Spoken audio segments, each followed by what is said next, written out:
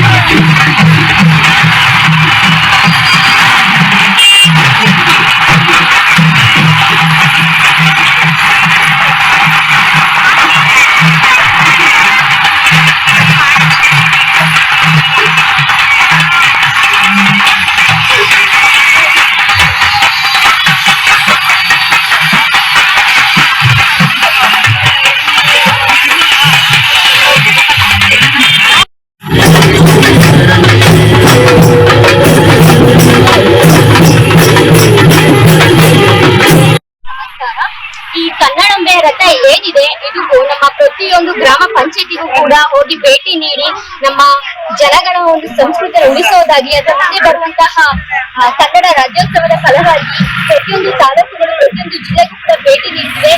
ಇವತ್ತು ಹೆಡಿಯಾಲ ಗ್ರಾಮ ಪಂಚಾಯತಿ ಮತ್ತು ಮಡಿನಹಳ್ಳಿ ಗ್ರಾಮ ಪಂಚಾಯತಿ ಸುತ್ತಮುತ್ತ 7 ಊರುಗಳಿದೆ. ಆ ಊರಿಗೆ ಭೇಟಿ ಕೊಟ್ಟಿದ್ದು ಸೊ ಇವತ್ತು ನಾವು ಅದನ್ನ ನಾವು ಸ್ವಾಗತ ಮಾಡಿದ್ದೀವಿ. ನಮಗೆ ತುಂಬಾ ಸಂತೋಷ ಆಗ್ತಿದೆ.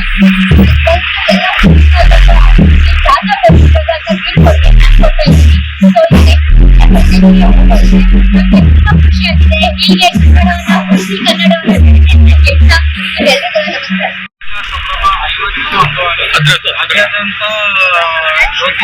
ರಥಯಾತ್ರೆ ಏನು ನಡೀತಾ ಇದೆ ಅದು ಇವಾಗ ನಂಜನಗೂಡಿಗೆ ಸರಕೂರು ತಾಲೂಕಿನಿಂದ ಹಿಡಿಯಾಲ ಭಾಗದಲ್ಲಿ ಬಂದಿದೆ.